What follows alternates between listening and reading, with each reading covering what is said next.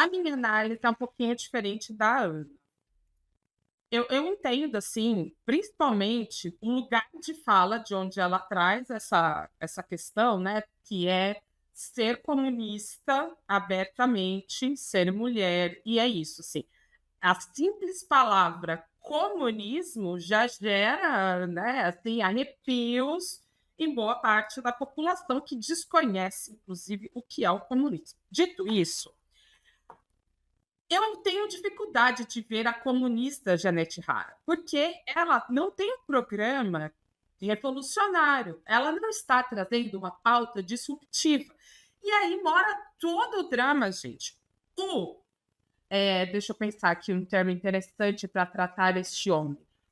O golpista Gabriel Boric, porque ele dá um golpe na esquerda, velho. Ele é quase um Lenin Moreno. Ele se elege para a esquerda para governar com a direita. Ele fracassou no referendo, ele foi eleito como representante do estalido social naquele momento em que o Chile estava convulsionado, em que as pessoas estavam na rua pedindo constituinte. Nossa, era uma ponta extremamente progressista, tinha tudo nas mãos. Ele destruiu a esquerda, ele destruiu a pauta progressista no Chile. Então, a Janete Hara, ela é o legado do Boric. Então, ela poderia ter se distanciado, porque por mais que ela faz essa composição, e ela tem que representar, né? Porque, enfim, ela tem o apoio do governo e tal, mas como é que ela vai fazer a defesa de um governo com 30% de aprovação? Sem uma plataforma de radicalização. Então, assim, parece que o Chile está dormindo em berço esplêndido, né? É o gigante adormecido, sei lá, usando as metáforas aqui de 2013, porque como é que pode, gente, o comando da campanha não enxergar o que está acontecendo? Eu não sei se eu que sou maluca, mas é, o comando da campanha não enxerga qual é o cenário do Chile, ou seja, o Chile tem uma bagagem de esquerda muito forte, muito consolidada, como a Ana falou. Tinha que ter pelo menos 35%, era a base dela para ela poder sair de forma contundente no segundo turno, e ela consegue uma validação de 26%. Então, assim, a primeira grande surpresa é essa. É o resultado pífio que ela tem. E é isso, ela quase empata com o Cast. O Cast tem ali, ele ficou, né, até uma surpresa que eles tenham ficado ali praticamente empatados. Então, qual que é a dificuldade agora que ela tem? Ouvir, e parece que isso, todo candidato que chega no segundo turno tem que ouvir ali a receita neoliberal dos meios de comunicação. Os meios de comunicação estão falando, desde ontem já, que tem que ir para o centro, que tem que ser concertação, que tem que radicalizar ao centro, que precisa unir, que tem que trazer o país no colo, que tem que embalar essa criança que é o centro, o centrão. Cara, esse é o caminho da derrota. Esse é o caminho da alucinação, porque a gente está numa era. Quantas vezes a gente vai ter que falar isso? A gente está numa era extremista. A gente tem um Chile, que é o berço do neoliberalismo, em que o Estado é mínimo, em que os aposentados estão mortos de fome, literalmente, em que as pessoas têm pensão de miséria. A pessoa se aposenta para ser miserável, trabalha uma vida inteira para ser miserável. Os estudantes, e teve aquele protesto, os pinguins, o próprio Boric vem disso, mas ele já era uma falácia nessa época, né? Mas a Camila, e vem todo esse movimento. Cara, o que eles estavam protestando? Os estudantes já saem enforcados da universidade, sabe? Você está condenando uma geração inteira a ser escrava do sistema bancário, porque todo mundo está endividado no Chile. E aí você tem uma candidatura que é de esquerda, ao contrário do que era o Boric, ou melhor, deveria ser de esquerda, e que está falando o quê? Nós vamos reformar, vamos aumentar o salário mínimo, nós vamos propor uma parceria público-privada nas pensões. Poxa, gente, a gente teve aqueles protestos imensos defendendo a reforma do sistema previdenciário. Nós tivemos todo um debate da Constituinte, que aí é minha raiva, não vou nem dizer ranço, é raiva que eu tenho do Boric, porque ele conseguiu ser tão eficiente para a direita que ele pegou uma coisa que estava dada na mão dele ali, que era uma Constituinte à esquerda, ele faz uma lambança e entrega para o Chile uma constituinte direitista, a lá Pinochet, ou seja, ele valida a Constituição do Pinochet. Então, assim, é inacreditável o que a esquerda chilena fez e continua fazendo. Aí, vamos lá. Agora, essa foi a minha opinião. Agora vamos para os dados, tá? Olha só o que ela conseguiu fazer. A Janete Hara, ela teve 3.760.000 votos ali, mais ou menos. Listas da esquerda tiveram 4,5 milhões. Ela teve menos votos do que os votos para parlamentar. Por quê? Porque é isso, assim, ela não demonstrou ser essa liderança que os chilenos de esquerda precisavam. Eu vou botar isso tudo na conta do fantasma do comunismo? Eu não vou, mas eu respeito a Ana que coloca dessa forma. Não sei se tudo, mas enfim. Respeito, mas eu não sei até que ponto vai isso, sabe?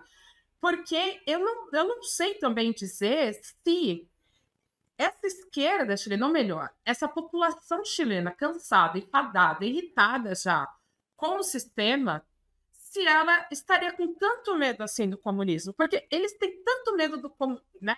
Ela é do Partido Comunista, que é uma coisa, como a Ana falou, é centenário. O Partido Comunista do Chile é forte, é centenário, tem uma expressividade, tá no governo também. Então, assim, né? Não é uma coisa, não é uma aventura tão grande assim. Mas eles não podem votar na esquerda, mas podem votar numa extrema-direita pinochetista, que fala que vai reduzir ainda mais o Estado, que fala que vai fazer um corte, uma política neoliberal, enfim, que vai conseguir. Como é que é esse nome aí que a gente fala tanto aqui no Brasil? Reajuste fiscal, uma coisa assim, de. Cadê meus números? De 21 bilhões. 21 bilhões de dólares como é que chama? Ajuste fiscal, 21 milhões de dólares. Ele diz que vai ter um crescimento de 7% ao ano, um crescimento chinês, baseado em que? Em nada. Aí fala em redução dos impostos. E aí ele vem e fala assim, ó, dificilmente a gente conseguiria ouvir algo tão fascista. Ele vai construir um muro de 5 metros na fronteira norte do Chile, com uma vala de 3 metros de profundidade, tá? E cerca elétrica, para impedir a vinda aí de venezuelanos, principalmente, mas, enfim, de outras nacionalidades para entrar no Chile. Aí ele joga toda a culpa na segurança pública. É verdade, o Chile tem um problema crescente de segurança. Todos os nossos países, até o Uruguai, tem problema de segurança. É verdade. Só que nem de longe o problema do Chile maior parece ser a questão da insegurança, entendeu? Narcotráfico, etc., etc., que é aquele discurso maravilhoso que temos ouvido de norte a sul do continente. Então, ele faz essa lambança, ele pega esses temas da extrema-direita, joga para a população abraça, mas a população, será que não iria abraçar o programa de esquerda verdadeira que falasse, olha, a gente vai radicalizar porque a gente vai voltar às aposentadorias? É difícil falar que vai voltar para o sistema público, porque é tão entranhado o sistema de aposentadoria no Chile, mas propor algo radical, propor um plebiscito, enfim, propor algo que transformasse a política chilena. Não, que a gente tenha o quê? Reformismo.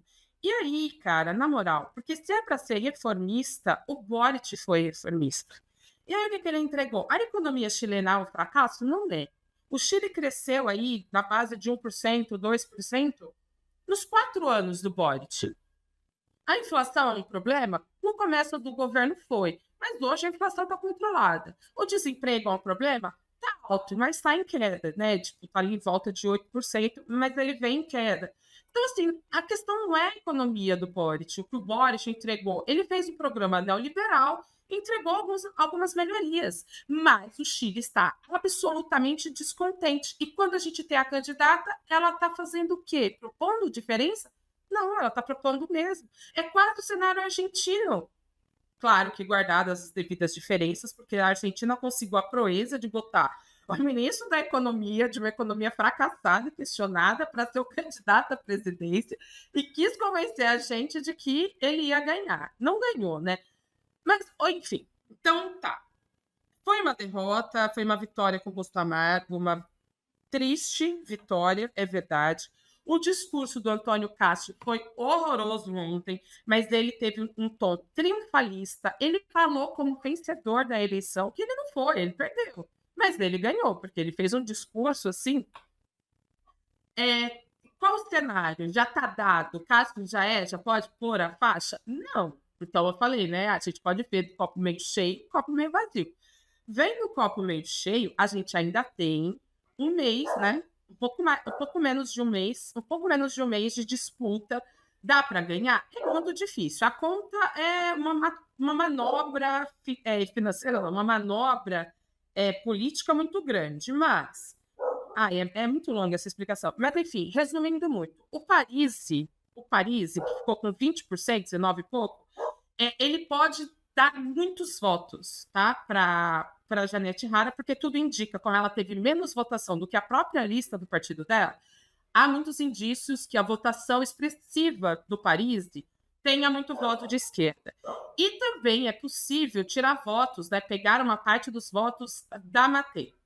E aí, tal, ela pode meio que empatar com o Cast, porque a soma dos outros 3 candidatos já dá 50%, então, em tese, o Cast estaria eleito. Mas essa transferência de votos, ela não é automática e ela não é de 100%. Ou seja, precisa de muitas coisas acontecendo, mas existe uma possibilidade. Agora, se ela continuar com essa proposta que ela teve no primeiro turno, para mim, aí é carta marcada. Aí o Castro pega a faixa e vai ser a barbaridade da barbaridade, né? Porque aí só mais uma correção. Eu não acho que o Kaiser era o Milei. O Kaiser era algo além do Milei. Ele conseguia estar à direita do Milei.